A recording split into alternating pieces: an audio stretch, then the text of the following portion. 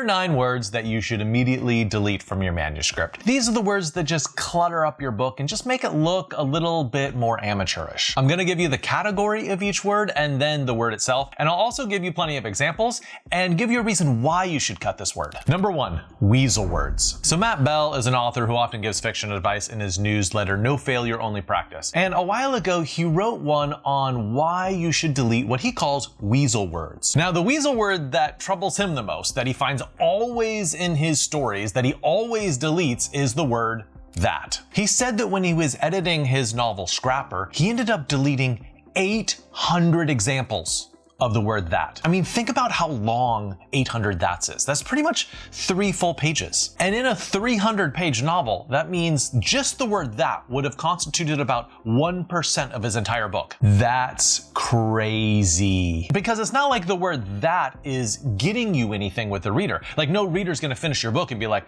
I really liked the that's. So take a look at this example of when you can cut a that. She told me that she would wrestle the alligator. So if you delete the that, the sentence still makes perfect sense. She told me she would wrestle the alligator. So in most of the situations where you have a that, you can delete it and it's not gonna hurt the meaning of the sentence at all. Can you delete all of them? No, absolutely not. Like, don't misunderstand me on that. You do need some that's. Like, it actually does fulfill a grammatical role, but not all the time. So what are some other weasel words? Maybe you don't personally struggle with that, but maybe, you know, you have another weasel word that's a problem. I would recommend searching your manuscript for the word just. Just is one of those sneaky words that sort of worms its way into a lot of sentences, but you can often delete it and the sentence really won't lose anything. And if you found that advice on weasel words to be helpful, please check out Matt Bell's craft book, Refuse to be Done. It's all about revising your book. It is excellent. I highly recommend you read it, and I will put a link in the description. The second category of words you should delete from your book is puff words. So David Foster Wallace is the one who came up with this term of puff words, and I find it really surprising that he was the one to say, hey, don't use puff words, because this is a guy who has like the most extensive vocabulary of anyone I've ever read. I mean, you're just reading along in his work and all of a sudden he pops out some word like nidificus, which of course I have to look up. I mean, you probably had to look it up too. It means leaving the nest shortly after hatching. So with a guy with a vocabulary like that, it really surprises me the word that he says he absolutely hates and refuses to use. It's the word utilize. In his book Flesh and Knot, specifically the essay 24 Word Notes, he says that you should always use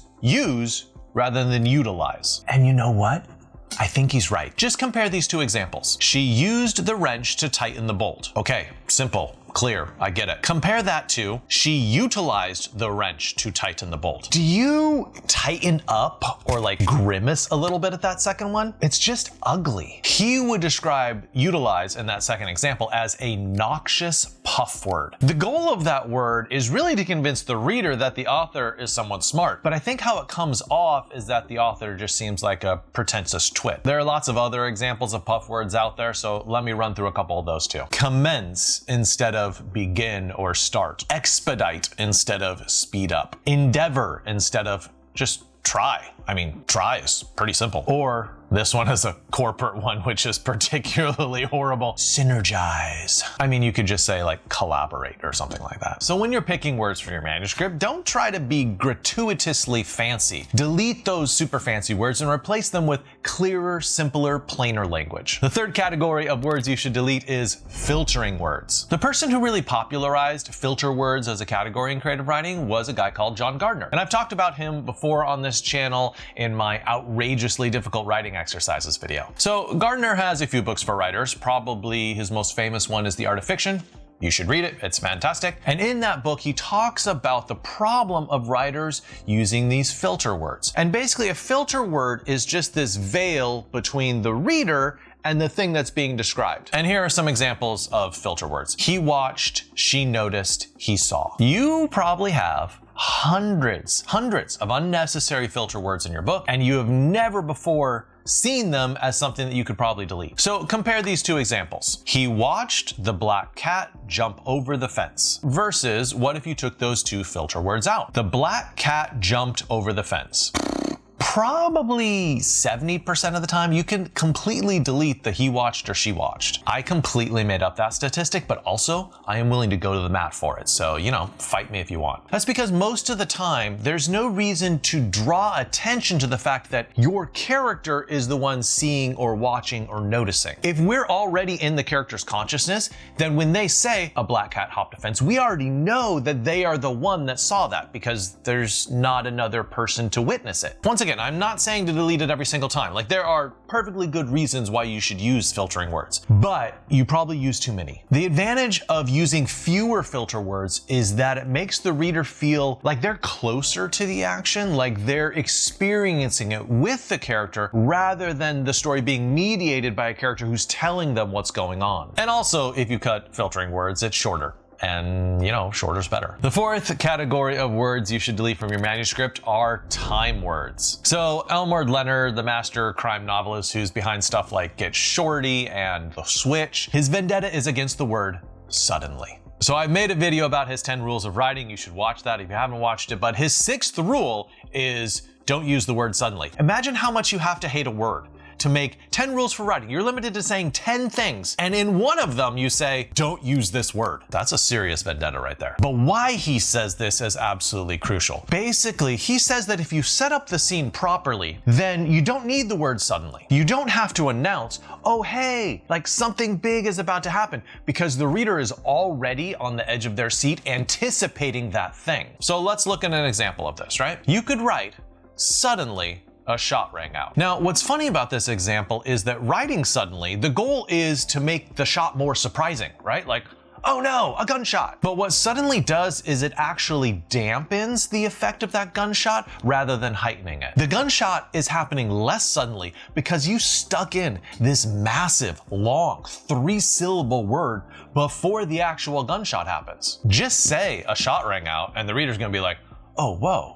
Oh, okay. Now, maybe your problem isn't the word suddenly, maybe you don't use that often, but you probably use at least one of these other time words. For example, the word then. I think far too often writers write and then, as if we need something to indicate like, oh, this is what's gonna happen in the future. And then this. Well, we already know what's happening, right? Just say and explain the thing that's happening. Or words like next, after that, subsequently, or finally. Ultimately, the reader knows that your book is happening chronologically, and most of the time, they don't need a time marker to guide them along that path. The 5th category of word that you should delete from your book is empty calorie words. Some words really don't add anything to your story. They are all syllables and no substance. These are empty calorie words, which they basically pad your word count for your book, but they're not really helping the storyline along. So for an example of an empty calorie word, I'm gonna pick a word that I personally hate. All the other sections in this video are about famous authors hating one word or another. This one's from me. The word that you should delete is something.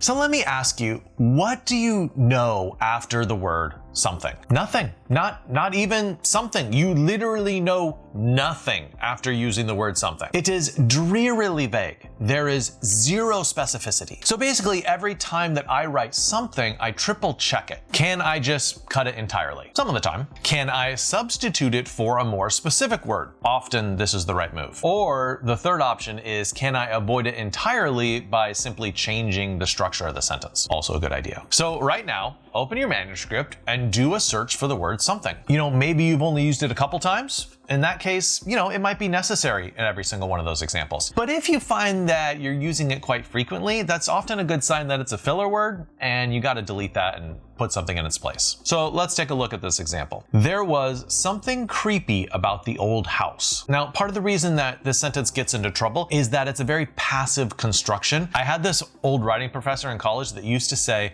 the weakest way to start any sentence was the phrase there was, because it's an empty phrase, sort of like something, right? There was what? You've already wasted 2 words and you've said absolutely nothing. Anyway, so how would we rewrite this? Well, you could just demonstrate the creepiness instead of telling the creepiness. The old house groaned in the winter storm. See, the winter storm and the groaning gives us the sense of creepiness without using the word creepiness. Or if you want to keep creepy in, then just figure out a different construction that doesn't use the word something. The old house creaked creepily. Okay, that's actually not a great sentence, but you see what I mean, right? You can use creepily really in a way that doesn't use the word something. The word something is often an indication that you're not being specific enough. Take a look at this other example. He needed something to eat. Okay, what if you just said, he needed a snack? I think it's clearer, I think it's shorter, I think it's more evocative for the reader, and most of the time it's better. But let me say my caveat once again, like, don't delete every single something from your manuscript. Some of them provide a useful purpose, but if you can edit it out, it's often a good idea. And now here are some other examples of empty calorie words. Stuff, like she grabbed some stuff. Somewhat, like the room was somewhat dark. Anything and everything. As a general principle, I would say that the more specific of words that you use, the more pleasurable it is for the reader. That's why so many people love like these oddball words like petrichor, which means the smell of ground after fresh rain. That is such a highly specific word, right? You don't get to use that every single day. But in general, any word that's highly specific, from armoire to shuffled, does a lot more work for your book than these generalized words that are just empty calorie words. The sixth category of words that you should delete from your book are inflation words. Jessie Rita Hoffman is an editor who wrote for Jane Friedman's blog about why inflation words are bad and why you should delete them. What are inflation words? They're basically intensifier words that sort of hike up the stakes and tension for a passage. A perfect example, like an absolute perfect use case, would be the word really. And here's an example of really in sentences where if you cut it, it probably makes the sentence better. I was really tired after the really long hike. If you just said, I was tired after the long hike, it's a better sentence. But maybe you say to yourself, well, that revision doesn't give me the emphasis that I need. Like, I really want to emphasize that I was super tired. Okay, in that case, I would actually recommend revising the sentence to a different shape. After I dragged myself home, I was too tired to make dinner and fell asleep on the couch. So once again, instead of telling the reader, oh, I'm really tired, you are showing the reader the tiredness. Too tired to cook dinner, fell asleep immediately. Essentially, this is just a word that you should really stop using so much, and it's really easy to misuse. Honestly, your prose would really sparkle if you took it out, but I understand that it's really difficult to cut it. Did you hear how many reallys I just used? I think it's really easy to use that word too often, but if you use it with that sort of frequency, it loses its punching power. Now, here are some other examples of inflation words that you should cut from your book. Very, which is a one that's like on the level of really for being misused. Truly, highly, precisely,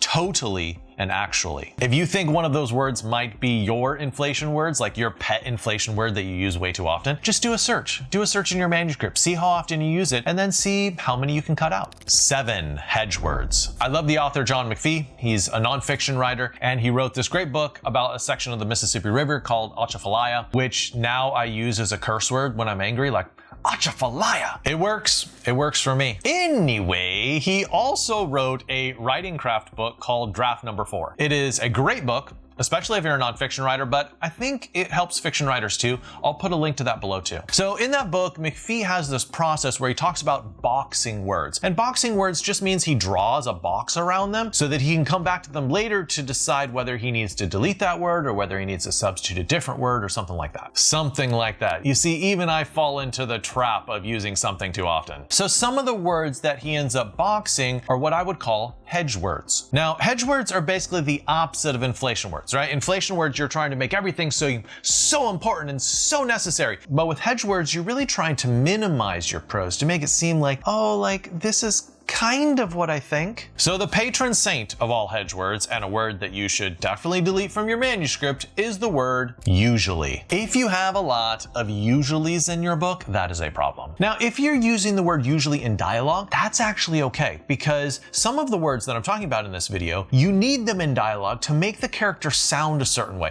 because that's how people actually talk. So we're not talking about dialogue, we're talking about in the prose, omniscient narrator speaking. So let's look at some examples. I usually take my coffee with cream and sugar. So you could just cut out that usually and it makes perfect sense. I drink my coffee with cream and sugar, because it is implied that if that's the way you drink it, that means you usually drink it that way. But you don't need the word usually. Or if you just want to change up the sentence a little bit, that works too. I prefer my coffee with cream and sugar. The general principle is here, you don't want to hedge what you're saying. You don't want to be fearful of just coming out and saying things as they are and being direct. Now, even if you don't have a problem with usually, here are some other hedge words that you might be guilty of using too often. A bit, sort of, kind of, that's my personal failure. I use kind of too frequently. In a sense, generally, or probably. I doubt you use all of those, but it is likely you misuse at least one or two of them. Remember, the search function is your friend. And now we come to the 8th category of words that you need to cut from your manuscript: sloppy words. George Orwell wrote this seminal essay, Politics and the English Language. And in it,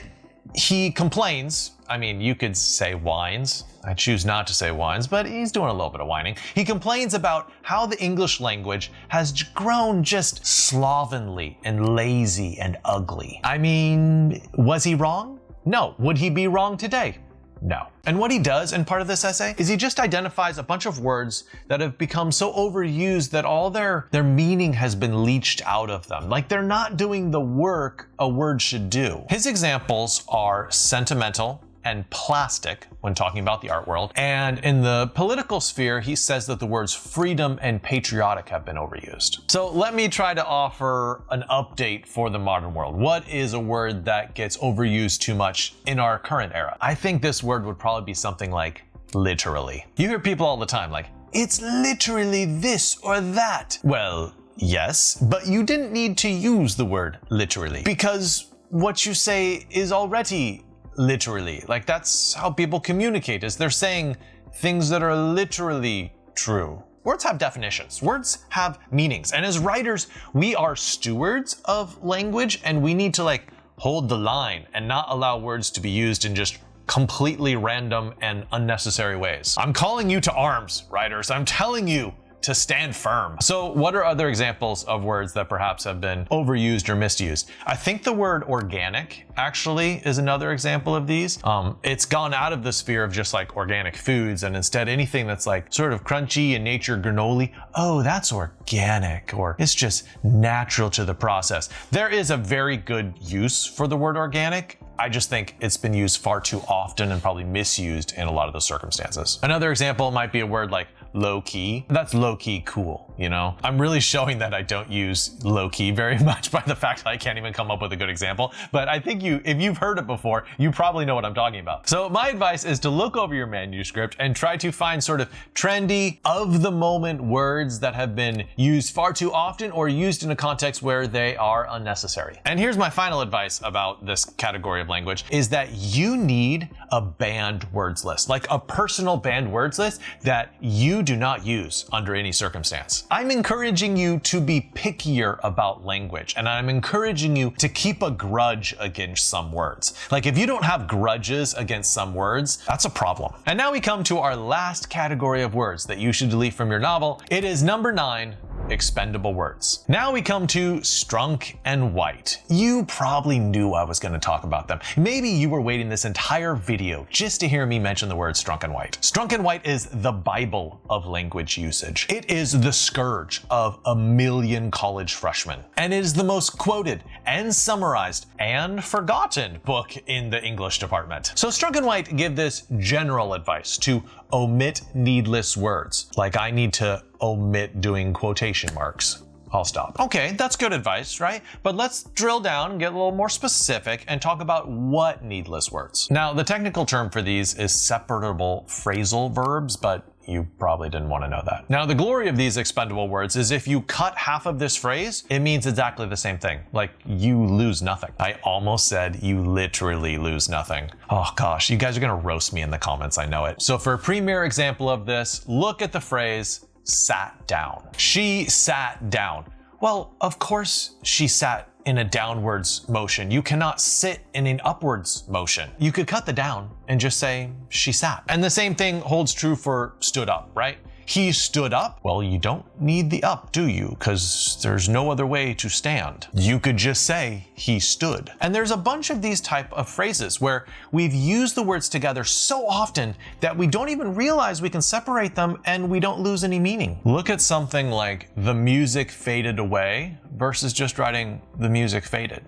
Or the family gathered together versus the family gathered. Or she returned back home versus she returned home. Or the paper spread out across the desk versus the paper spread across the desk. The principle is this, and we're going to go back and get George Orwell's help from Politics in the English Language. His third rule was if it is possible to cut a word out, always cut it out. Why make the reader read more than they have to if the meaning is the same? Essentially, the more precise you are with language, the less work a reader has to do. Now, if you haven't already, make sure to open your work in progress, use that search function, and try to cut away some of the words from your book. Your book's going to be stronger once those are gone.